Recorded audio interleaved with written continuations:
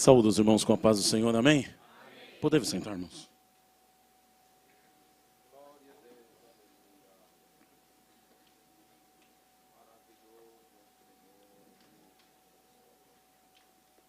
Obrigado. Queria agradecer ao convite que nos foi feito. Que Deus possa estar abençoando a toda a equipe de missões. Os irmãos, que Deus abençoe. O pastor Davi Fonseca também. Que Deus abençoe todos os irmãos que estão presentes. Meus irmãos, é um culto de missões. E eu confesso que eu vou seguir a orientação, vou seguir o caminho. O culto de missões é um pouco diferenciado, mas é um culto onde precisamos conscientizar e saber essa importância, porque o que sustenta um avivamento dentro de uma igreja é missões. E missões é muito mais do que evangelismo. É evangelismo, mas é mais. É nessas bandeiras que estão aí. Porque eu ouvi uma frase muito interessante, há muito tempo, numa palestra, e foi do astronauta, a Marcos Pontes, e ele falou uma coisa bem interessante. Ele falou assim: quando eu estava lá no espaço, e eu olhava para a Terra, eu não via fronteiras. Era uma só. Esse é o ID de Cristo. Você atravessar fronteiras, seguir adiante, e você evangelizar o mundo. Você falar do amor de Deus. Eu vou seguir essa orientação. Lucas capítulo de número 24. Eu vou ler, irmãos, eu vou ler alguns trechos das Sagradas Escrituras. Eu peço gentilmente que os irmãos fiquem com a Bíblia aberta. Nós vamos ler um trecho aqui, em Lucas 24. Logo em seguida nós vamos para Atos.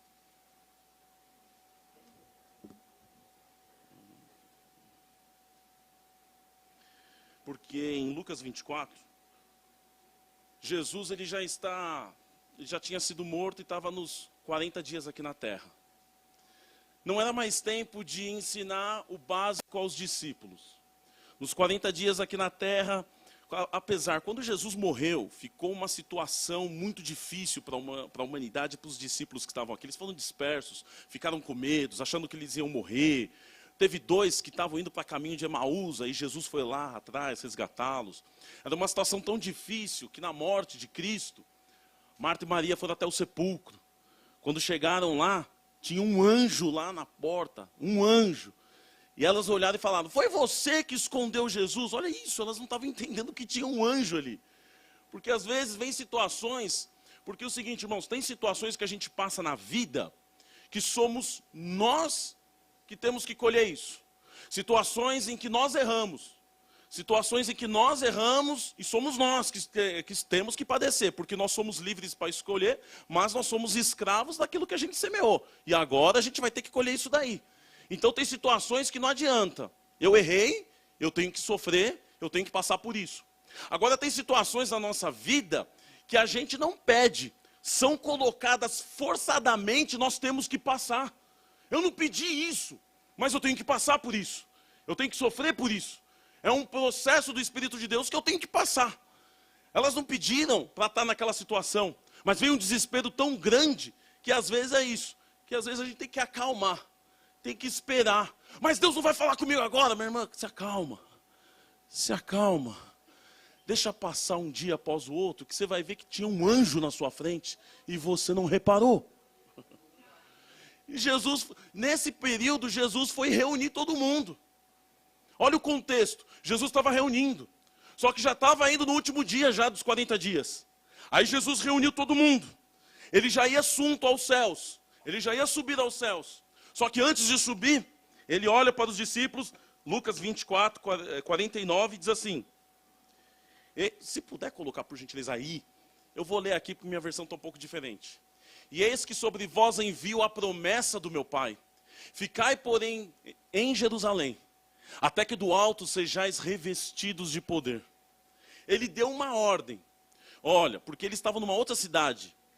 Aí ele falou o seguinte: vocês estão aqui, mas vocês têm que ficar em Jerusalém. É lá em Jerusalém que vocês têm que ficar, porque olha, a promessa vai vir lá. vocês voltem para Jerusalém, é lá que está o segredo, é lá que está o mistério. Não adianta querer fugir, porque às vezes, meus irmãos, vem algumas coisas nas nossas vidas. Não, eu vou sair daqui, eu já não aguento mais essa igreja. Não, eu vou para outra ali, eu vou para outra. Meu irmão, fica no teu lugar, porque é aqui que Deus vai te revestir. Tem situações que exigem mudança, mas tem situações que nós temos que controlar o nosso ego e a nossa vontade, obedecer à voz de Deus e falar o seguinte: olha, eu tenho que ficar em Jerusalém. Não adianta querer fugir para outro lugar, é Jerusalém. É lá que você vai receber, é lá que você vai florescer. Por quê? Porque você foi semeado em Jerusalém e é lá que você vai florescer. Fica em Jerusalém. E aí é o seguinte, eles ficaram em Jerusalém. Só que nem dentro desse contexto já entra Atos dos Apóstolos. Vamos para Atos dos Apóstolos. Porque os discípulos ainda não estavam entendendo. Lembrando que ainda não era a dispensação da graça, Jesus estava nessa transição.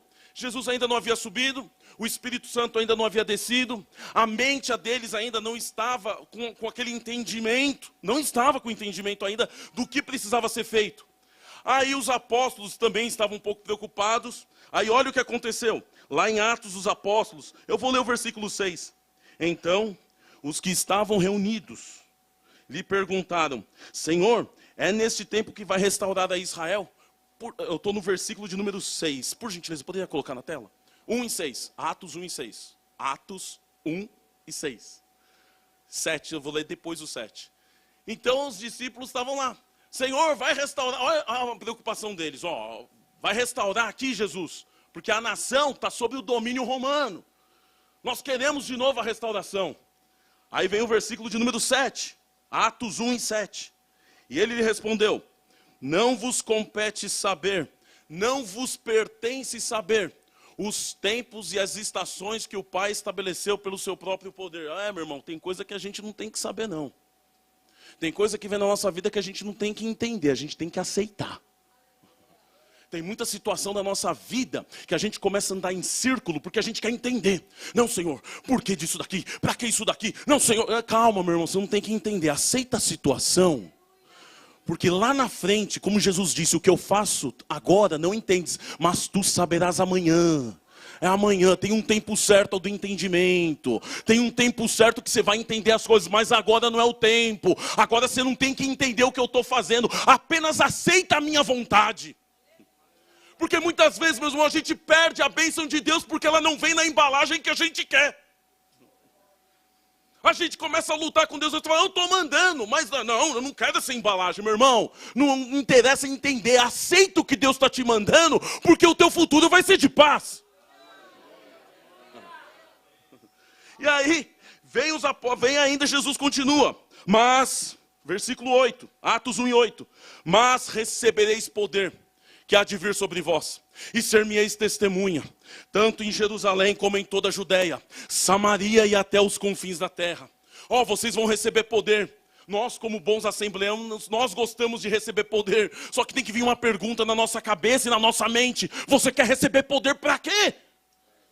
Não, eu quero receber poder aqui na igreja. Não, meu irmão, o poder não é para a igreja. Olha o que Jesus está falando, você vai receber poder para testificar lá fora. Eu vou te dar poder porque lá vai ter demônio e o demônio não vai resistir. Lá na tua casa não é sinagoga de Satanás, não. É lá que vai ser construída uma igreja, é lá que vai ter futuro, é na tua rua, é no teu bairro, é lá que você tem que testificar.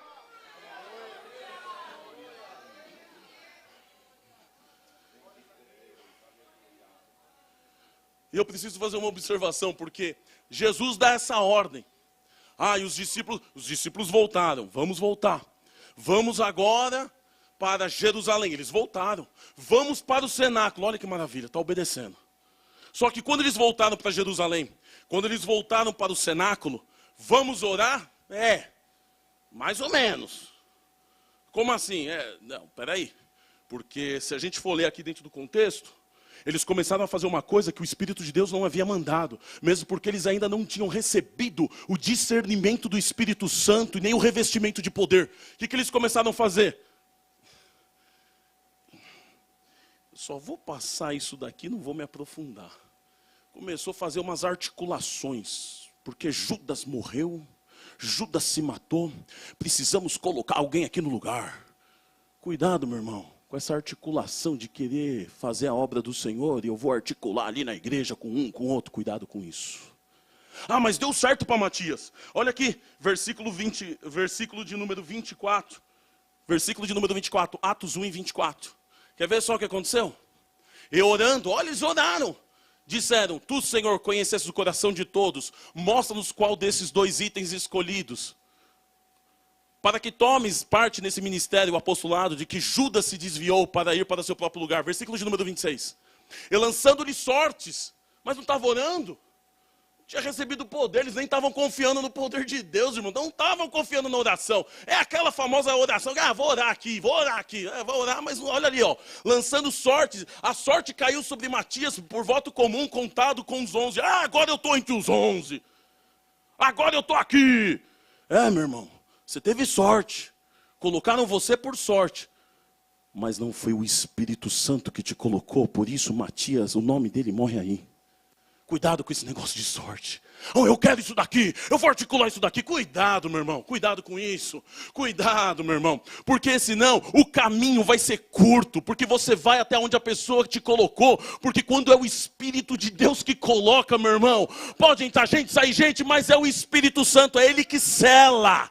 É Ele que coloca. Parece que eu vejo o Espírito Santo olhando para a igreja e falando, vocês estão escolhendo Judas? Vocês estão escolhendo Matias porque Judas matou? Pode escolher ele, mas tem uma coisa, eu já estou olhando um Saulo ali na frente, é ele que eu quero. Tanto é que a maneira como eles escolhem muda tudo. Porque quando eles estão com o Espírito Santo de Deus, aí o Espírito de Deus fala, não é com sorte não. Vocês têm que orar, tem que ter boa reputação, tem que ter moral, tem que ter boa conduta com o Espírito Santo. Aí o Espírito de Deus levanta Paulo.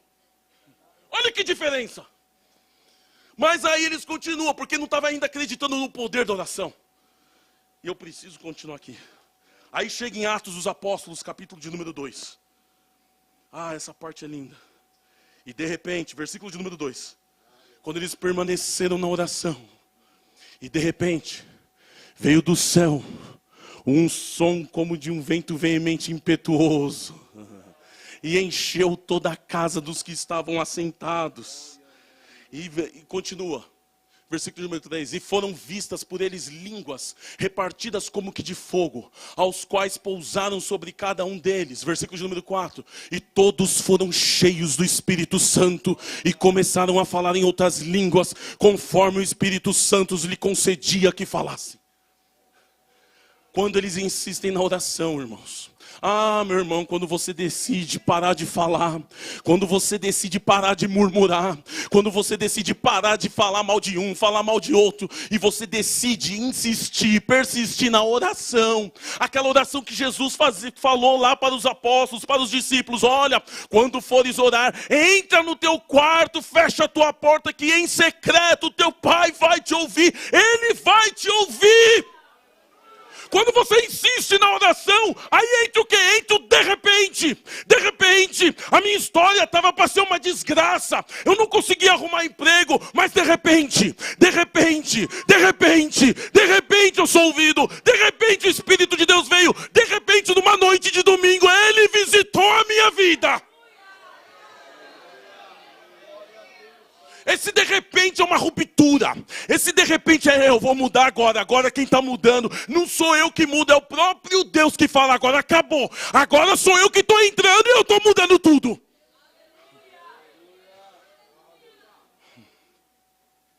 Uma mudança de curso.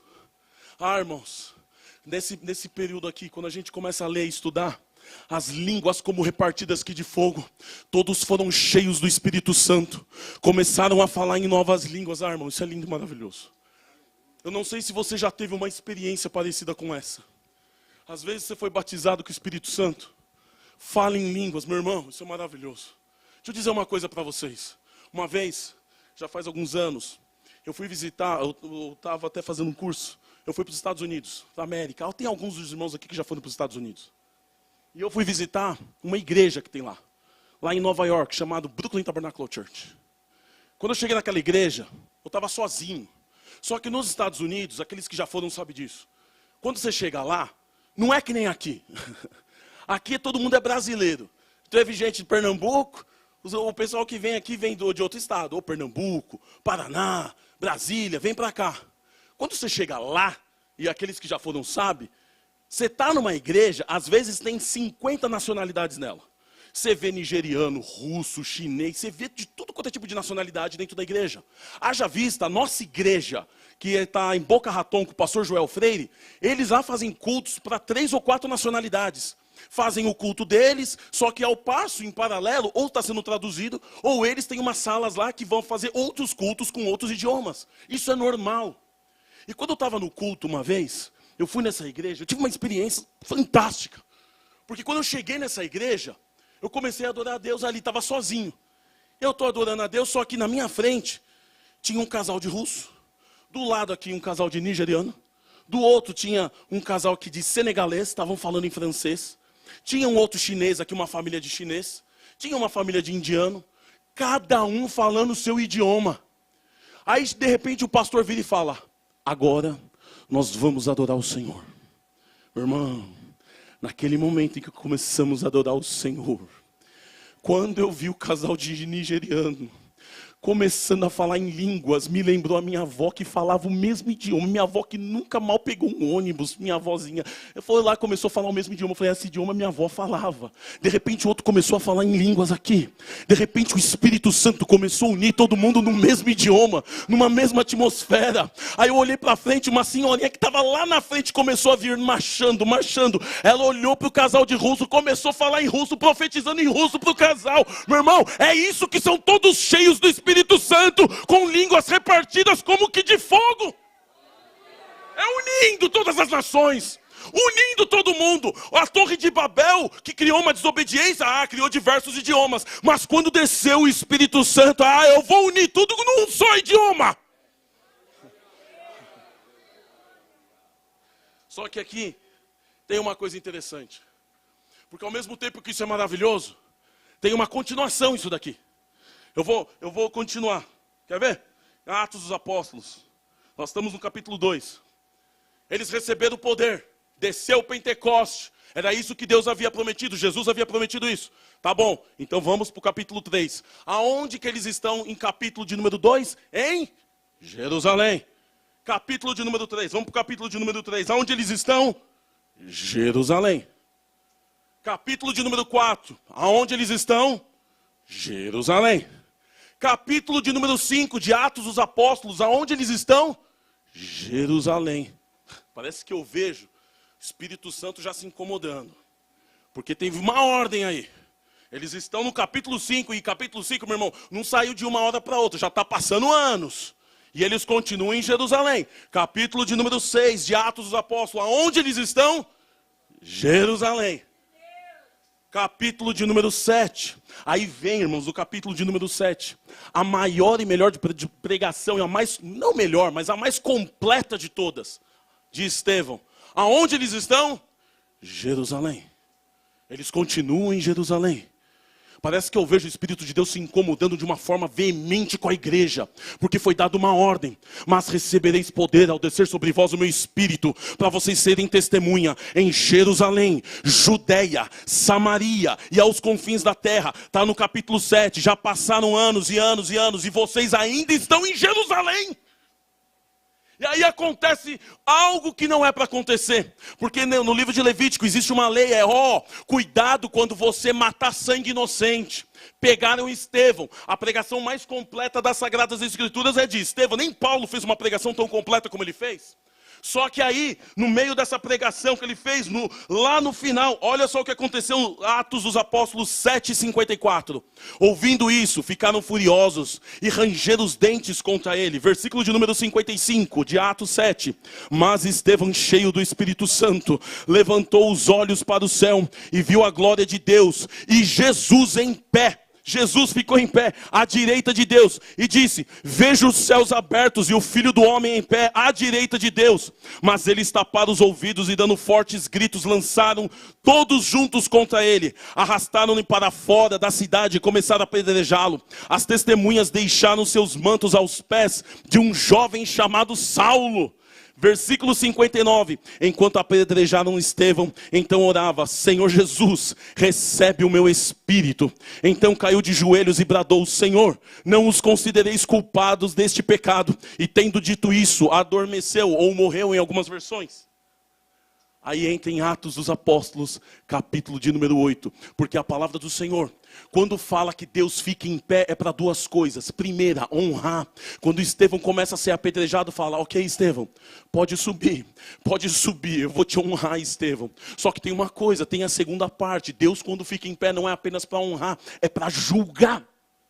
Deus olha, na palavra não diz que Jesus voltou a sentar, apenas diz que ele se levantou. Mas eu vejo o julgamento em Atos 8, aonde? Continua, versículo de número 1. Eu vou já começar aqui na outra parte, na parte B. Naquela ocasião, desencadeou grande perseguição contra a igreja de Jerusalém. Foi naquele mesmo tempo, Deus não deixou passar não, meu irmão. Vai ser agora. Começou a ter uma perseguição muito grande. Aí olha só, todos, exceto os apóstolos, foram dispersos. Para que região? De Judeia e de Samaria. Mas recebereis poder ao descer sobre vós o meu espírito. Ser-me-eis testemunha em Jerusalém. Jerusalém já foi falado. E agora onde eles estão? Judeia e Samaria, aonde eles nem conheciam e nem sabiam. Ficaram por 7 capítulos, por muitos anos, só em Jerusalém, só em Jerusalém. Só que agora o Espírito de Deus fala, quer saber? Eu vou fazer de outro jeito. Eu agora estou mandando uma grande perseguição contra a igreja. E todos foram dispersos. Aí o evangelho chega, aonde eles menos esperavam. Aí o evangelho começa a chegar agora, aonde eles nunca tinham pensado. Judeia e Samaria. Se eu fosse colocar um tema para essa rápida palavra que estou dizendo para vocês, pregando nessa noite, seria o seguinte: Senhor, não nos faça perder o que Tu estás fazendo no mundo. O que Deus está fazendo no mundo? Que nós ainda continuamos com a nossa mentalidade em Jerusalém.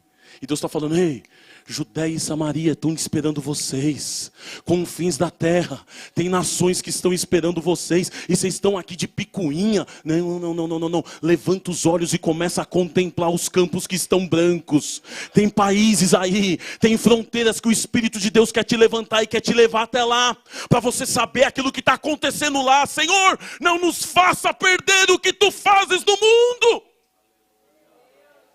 Há uns anos atrás, eu trabalhava numa empresa, é uma empresa multinacional. Chegou um determinado momento, vai fazer alguns anos isso. A empresa virou para mim e falou o seguinte, Kleber, estamos fazendo uma parceria agora com a China. Precisamos enviar alguém, nós vamos enviar você, para você levar alguns clientes lá na China. De repente, quando eu vejo, estou lá na China. Quando eu chego na China, meus irmãos, um país que fala muita coisa, que é agora a favor de muita coisa, que o Brasil faz muito comércio com eles. Quando você pisa na China, meu irmão, você sente a opressão dos próprios chineses. Se falar de política, você morre. Você sente a opressão. Nenhuma pessoa do Brasil, de qualquer país do mundo, pode pisar na China sem que tenha um chinês do seu lado. Neuróticos. Você entra lá, ninguém fala o seu idioma. Por isso que tem que ter um chinês que fala o seu idioma, porque você só vai andar com ele. O turismo deles é local. De repente, quando eu vejo, eu estou lá no meio de Pequim. Quando eu começo a andar pela muralha da China, tem uma parte que tinha uns comércios ali.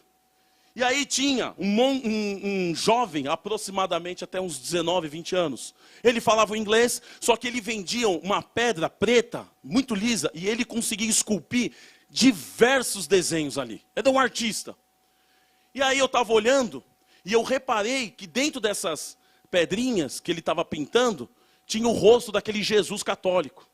Eu olhei para aquilo e falei assim, não é normal isso. Eu esperei as pessoas saírem porque você já começa a sentir o país. Você já sabe que tem muita gente te olhando, inclusive o próprio guia turístico que está com você. Eu esperei todo mundo sair, fiquei ali em pé. De repente, quando todo mundo saiu, eu chamei aquele jovem. Falei, vem cá, você sabe quem é esse rosto aqui? Ele, sei. Eu, quem que é? Aí ele, é Jesus, o meu Salvador.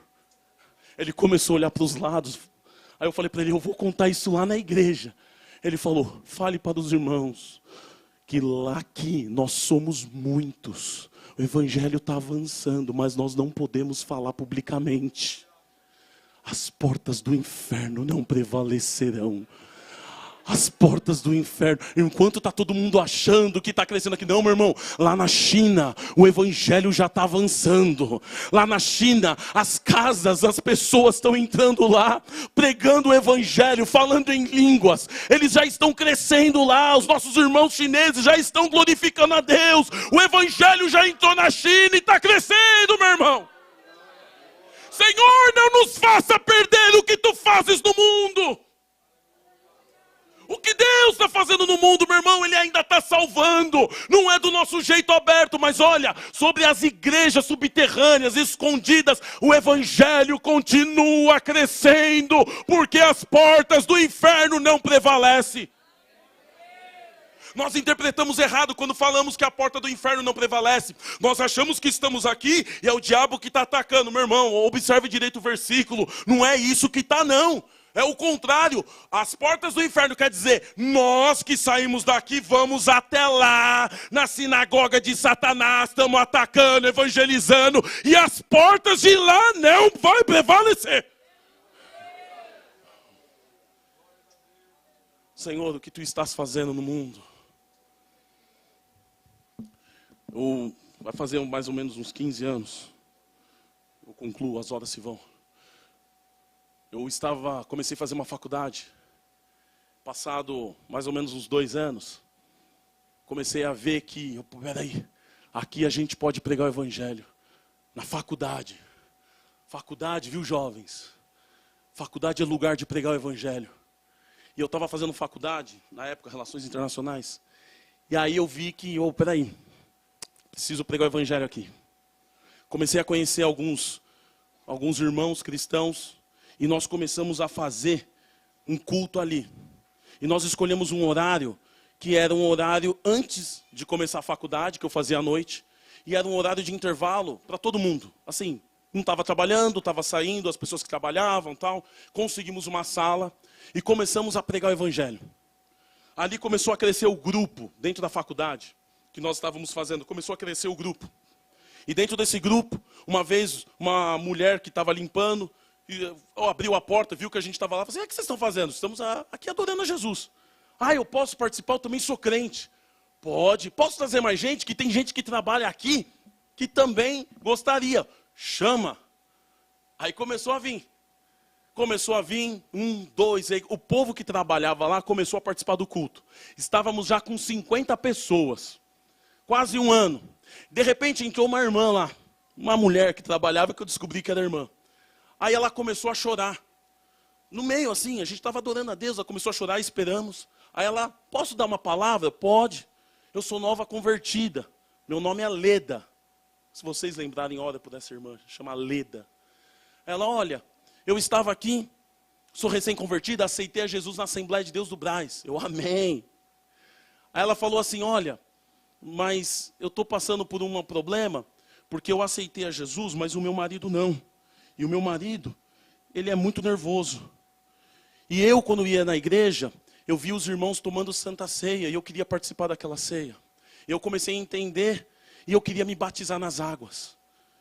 Meu marido, muito nervoso, contrariado, deixou eu batizar. Eu fui, me batizei. E eu estava muito feliz, porque eu ia participar da minha primeira Santa Ceia.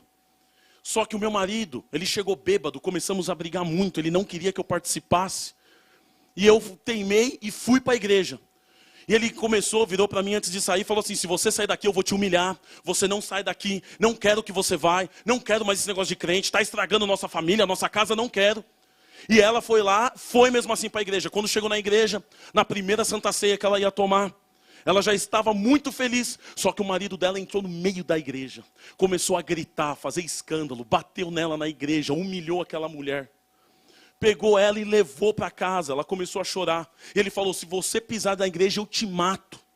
E ela começou a falar, Senhor, eu não tenho mais aonde te adorar. Eu não tenho mais aonde te adorar. Só que eu estou assim há 1 mês, falando, Senhor, aonde que eu posso te adorar? Aí eu descobri que vocês estão adorando a Deus aqui. Ela, eu posso? Eu falei, pode, vem aqui, você vai adorar a Deus. Eu falei, olha, é o meu intervalo, não vai atrapalhar e eu vou continuar adorando a Jesus. E eu falei, olha, a gente fazia de terça e quinta. Eu falei, você consegue vir na quinta? Consigo. E ela chegou na quinta. Quando ela chegou na quinta, eu deixei uma mesinha assim separada. Meu irmão, eu quero dizer para vocês, eu não era cooperador, não era nada, era apenas um jovem lá no Belenzinho, lá da nossa igreja, que adorava Jesus ali. Aí ela chegou na quinta-feira, eu estava ali dirigindo o culto. De repente, quando ela chegou, eu peguei a mesinha do lado, abri a mesinha. Estava o pão, estava o suco, eu abri a Bíblia. Porque eu recebi do Senhor o que também vos ensinei. Que na noite que foi traído, tendo tomado o pão e tendo dado graças, o partiu e disse, Leda, tomai e comei. Esse é meu corpo que é partido por vós, fazei isso em memória de mim. Aquela mulher começou a falar em línguas. Ela começou a adorar Jesus e nós começávamos a tirar um período de santa ceia, só para ela, com os irmãos. Aí o que aconteceu? Passaram-se mais ou menos 1 ano e meio. Eu já estava terminando a faculdade, era o meu último cultinho ali com os irmãos. Falei, olha, estou saindo, já está acabando. Aí no último culto, quando estava poucos jovens ali, a gente adorando a Deus, falei, agora eu vou deixar com o outro aqui, porque eu estou saindo da faculdade e estou terminando. De repente a Leda entra dentro do culto, e ela entra chorando. Eu falei, Leda, tá chorando de felicidade? É que eu estou caindo fora? Não, eu quero um testemunho, eu quero contar. Fala. Ela, então, essa semana eu passei por algo que eu preciso muito contar e agradecer a vocês aqui. Por quê? Eu estava em casa à noite. Eu estava já quase dormindo, meu marido, ele bebe muito, alcoólatra. De repente eu fui dormir porque ele não chegava em casa. E aí quando ele chega, assim, eu já sei como ele chega nervoso, chega muito furioso.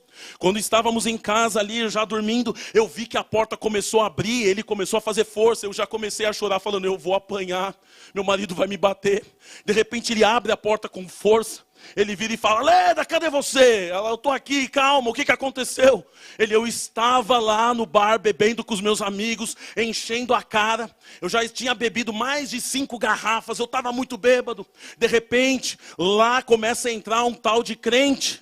E eu comecei a ficar com raiva desses crentes entregando folheto, porque eles estavam ali evangelizando, e eu lembrei que a nossa casa foi uma desgraça por causa desses crentes. Eu já peguei a garrafa e falei, eu vou matar o primeiro que vier em cima de mim me entregar folheto, porque a minha vida foi destruída por causa dele. Mas sabe o que acontece, meu irmão? Quando Deus resolve colocar o de repente dele, quando ele resolve, meu irmão, não tem macumba, não tem candomblé, não tem ninguém, meu irmão.